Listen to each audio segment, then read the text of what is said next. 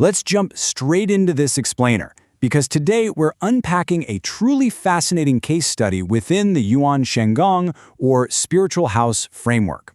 We're going to look at how a spiritual consultation for a woman we'll call Ms. Zhang revealed some incredibly profound and, honestly, super actionable advice for both her physical healing and her day-to-day material life. It's a brilliant look at how ancient mystical concepts can perfectly map onto our very modern everyday problems. So if you're familiar with the premise, you know the deal. Imagine your current reality, your health, your career, your bank account, your deepest beliefs, is mirrored as a physical house in the spiritual realm. By walking through the specific rooms of Ms. Zhang's spiritual house, we're going to see exactly how decoding this mystical architecture provides highly structured guidance for some of life's heaviest challenges. Let's head inside. Section 1. Child Seeking and Body Conditioning. We're starting off in a deeply emotional, physical space.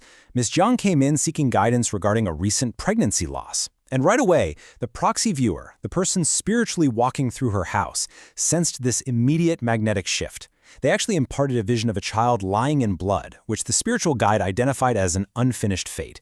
Ms. Zhang confirmed, she had experienced a miscarriage the previous December.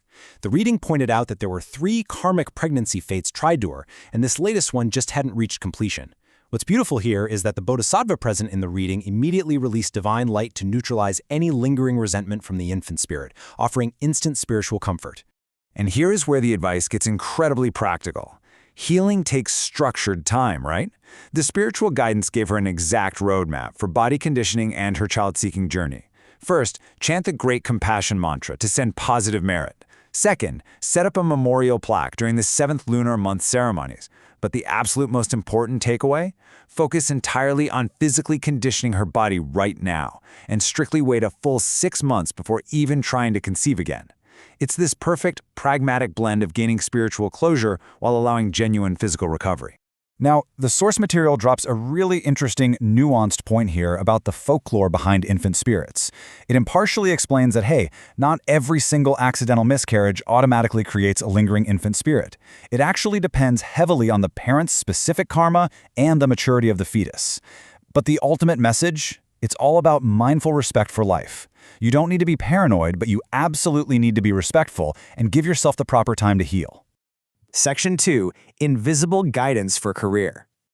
Okay, let's shift gears to the material realm and check out her professional life. Before even looking at her actual job situation, the proxy viewer spotted a guardian. They saw a fairy with this distinct immortal aura who serves under Jutian Xuan Nu, also known as the 9 Heavens Tao Mother. Having this spiritual guardian signifies a really deep, pre-existing karmic bond. It means Mrs. Zhang has this invisible foundation of support, totally watching her back as she navigates her career. I absolutely love this next metaphor for decoding her career status. The proxy viewer saw a large covered pot sitting over a roaring heavy fire. Inside, plump, beautiful oysters cooking away. But the lid was completely shut tight. It's a fantastic symbol. Those plump oysters represent some seriously valuable skills and a fundamentally great job with huge potential. But that shut lid? That's a bottleneck. Her talents just haven't been fully revealed or rewarded yet. She's literally still cooking. Because of this vision, the career advice was crystal clear. Absolutely, under no circumstances, change jobs right now. The foundation is solid. Instead, the guidance is to embrace the heat of that fire, which means, yes, expect some competition, and put in the visible effort to stand out. She just needs to wait for a decision maker, some leader at her company, to make a final call that will finally lift that lid. And in the meantime, she was told to read the scriptures of her patron deity, Jutian Xuan Nu, to keep her focus and resilience sharp. Section 3. Decoding Yuan Shen Gong Wealth. Moving into the kitchen. In the Yuan Shen Gong tradition, the kitchen is essentially your spiritual balance sheet. It's where we decode financial flow using natural elements. And Ms. Zhang's setup is great. The kitchen itself was remarkably clean, so a stable, healthy foundational life. Her rice jar, which represents savings and basic provisions, was 80% full. Very solid. And her water vat, the symbol for active cash flow and wealth movement, it was 90% full with crystal clear water. This perfectly mirrors a real-world financial reality that is comfortable, unobstructed, and highly fluid.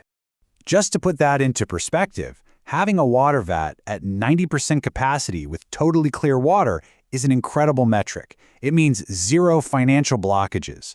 Her money is moving easily, and she has a whole lot of resources right at her fingertips. But here's the kicker, and where the reading beautifully connects personal wealth to outward action. Right next to that full water vat, the proxy viewer saw a little dog drinking the water. The spiritual guide explained this perfectly. Because her vats is 90% full, she's operating with a surplus. That dog signifies that she should take some of that unblocked cash flow and donate it to animal-related charities like cat and dog rescues. It's this awesome direct link between her spiritual abundance and real-world karma. Basically, you have plenty, so sharing it is the right next step. Section 4. Lighting the hall and building belief. Finally, we head to the spiritual core of the house, the main hall. This represents your foundational beliefs, your internal compass, the whole shebang. And what the viewer found here was super telling. The altar was clean, but it was totally crowded with tons of small, varied statues. Crucially, there was no central main deity holding the space. On top of that, the candles were completely unlit. The room was dim until the proxy viewer actually asked to light them. The guide chuckled at this, explaining that this scattered setup means Miss Chang probably prays a lot and makes casual connections at a bunch of different temples, but she lacks a true, focused core belief system. Her faith is totally scattered, not anchored. So the session wraps up with a huge piece of advice. To light her path forward, she has to consciously establish a core belief. Given her existing karmic ties, the suggestion was to deeply anchor her faith in the teachings of Zhu Tian Xuan Nu. And to bring everything full circle, she was given a bottle of blessed Dharma water, great compassion water, to literally drink. It ties that internal spiritual alignment directly back to her physical body conditioning and her overall healing. As we wrap up this explainer, it leaves us with a really provocative thought. Ms. Zhang got amazing detailed advice, from resting her body for 6 months, to waiting out her career bottleneck, to sharing her financial surplus. But the absolute most vital step was internal. It's a great reminder that while we can seek advice from a million different places and leave our altars cluttered with diverse ideas, illuminating our ultimate path is a choice we have to make for ourselves. So I'll leave you with this. What is the core belief lighting the candles in your main hall? Thanks for hanging out with me for this deep dive, and keep seeking clarity.